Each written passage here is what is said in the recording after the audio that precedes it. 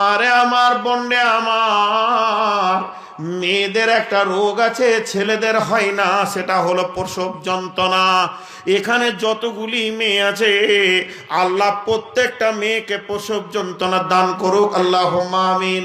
এই প্রসব যন্ত্রণাটা হচ্ছে সুসংবাদের খবর রে ভাই। পেটে বাচ্চা থাকলেই না প্রসব যন্ত্রণা হয়, বাঁঝাদের প্রসব যন্ত্রণা হবে না। বাঁঝি মেয়েটা বারবার চাইবে ওই রকম কোঁত আমার কখনো হবে যে আমাকে আল্লাহ সোনা মানিক বলে পৃথিবীতে একটা দেবে। অতএব বন্ধুরে, বাচ্চাটা আসার আগেই তো প্রসব যন্ত্রণা, বাচ্চাটা আল্লাহ দেবেন বলেই তো প্রসব যন্ত্রণা দেয়। এখানে 500 মেয়ে আছে, কারো প্রসব যন্ত্রণা এখন হবে না।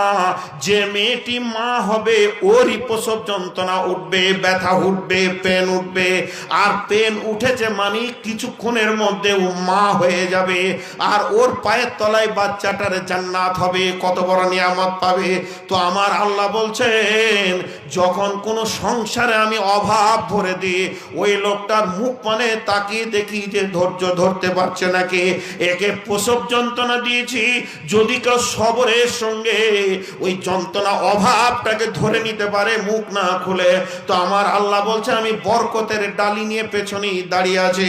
যখনই ও সবর করবে, আমি বরকতের গোডাউন খুলে দিব, মালে মালামাল লেগে যাবে। এই তো মালদার হবে।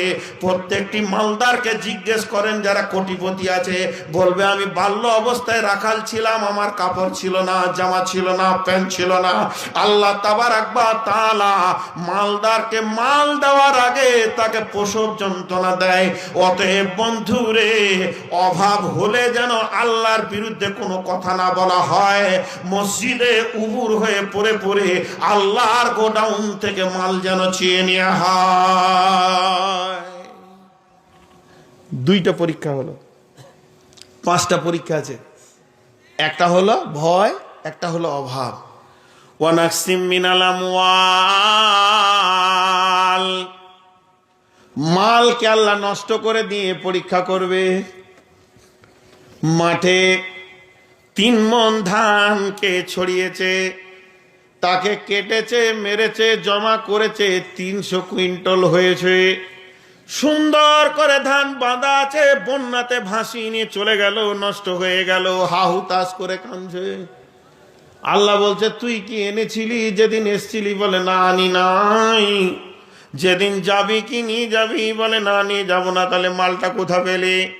যেদিন তুই পৃথিবীতে এসেছিস তোর একটা কাপড়ও ছিল না, ইজ্জতটা ঢাকার মতো তোর কাপড় ছিল না, তুই এত অসহায়।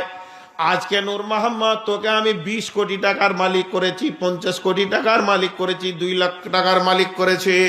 এই টাকাটা আমি যদি আবার নিই তোকে নাঙ্গা করে দিত, আমি অন্যায় করব না। এসেছিলি নাঙ্গা, বানিয়ে দিব, নাঙ্গা দিয়েছি তো আমি। কোর বলার কিছুই নাই। অতএব মানুষ এটা ভেবে দেখে না, অঙ্ক করে না। তো আমার আল্লাহ বলছে কখনো মাল লিব আবার ছিনিয়ে নিয়ে তোর মুখ পানে দেখব, তোর মুখ কপাল জড়ো হয়ে গেছে নাকি, আল্লাহর উপরে তোর অসন্তুষ্টি এসেছে নাকি। বাচ্চা ছেলের হাতে যখন বিস্কুট দেওয়া হয়, আবার ওইটা যখন বড় মানুষ এরকম কেড়ে নেয়, নেওয়ার জন্য নেয় না, ওর মনটা দেখে। ছেলে খুশি হলে রিটার্ন দিয়ে দেয়, লোকটি আনন্দ পায়, ওর মাথায় হাত দিয়ে দোয়া দেয়। তো আমার আল্লাহ বলছে তোকে আমি 50 কোটি টাকার মালিক করেছি, 30 কোটি টাকা তোর ধ্বংস করে দিয়ে 20 কোটি টাকা রেখে দিলাম। যদি তুই সন্তুষ্ট চিত্তে নামাজে হেসে খেলে আমার কাছে থাকতে পারিস, আবার আমি রিটার্ন করে দিব, আমি কারো মাল নিই না। ওয়ানাকসিম মিনাল আমওয়াল, মালকে কেড়ে নিয়ে আমি পরীক্ষা করব। কয়টা পরীক্ষা হলো? 3টে। 4 নম্বরে ওয়ালানফুস। ওয়ালানফুস, আনফুস মানে নাফস, আত্মাকে ক্ষয় করে দেব। নিজের হাতে বাপের লাশ মাটিতে রাখতে হবে, ভাইয়ের লাশ রাখতে হবে, কোলে সন্তানের লাশ রাখতে হবে, স্বামীকে বিছানা থেকে বিদায় দিয়ে দিতে হবে, স্ত্রীকে। অনেক মা আছে, বোন আছে, বুকে হাত মেরে বলে এখন আমি কি করব, আমার স্বামী চলে গেল, আমার আর কোনো সাহারা নাই। আমার আল্লাহ কত কষ্ট পায়। আল্লাহ মনে মনে বলেন, রে হতভাগে, তোর সাহারা কি তোর স্বামী ছিল? তোর সাহারা তো আমি। যদি তোর স্বামীকে আমি টেढ़া করে দিতাম, তোকে পিটিয়ে লম্বা করে দিত। আমি তোর স্বামীকে ভালো মিজাজের বানিয়েছিলাম, তাই তোকে ভালোবেসেছে, প্রেম প্রীতি দিয়েছে। অতএব তুই ভরসা আমার ওপরে রাখ, বাকি জীবনে কেমন ভাবে তুই কাটাবি আমি আল্লাহ দেখে নিব। এই দিকটা ভুলে গিয়ে যখন কোনো প্রিয়জন মরে যায়, মানুষ হাহুতাশ করে, তো আমার আল্লাহ বলছেন এটা আর একটা আমার পরীক্ষা।